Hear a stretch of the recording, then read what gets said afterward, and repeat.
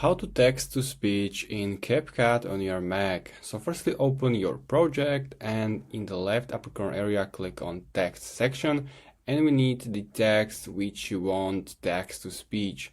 So simply add here the text to your timeline and enter here the text which you want to text to speech. So this is my text, and now in the top menu bar on the right click text to speech, and here you have to choose which voice you want. So you got here the trending one, the most popular is Jessie. If you click it, hello, my name is Joe. You will hear the preview of that text. If you are satisfied, click on generate speech.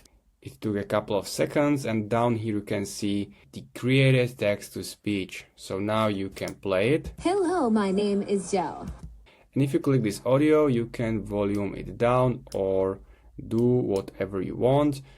And if you want only the text-to-speech audio, you can remove this text and there will be only text-to-speech. Hello, my name is Joe. So that's how you can use it. If you find this video helpful, please consider subscribing and see you next time.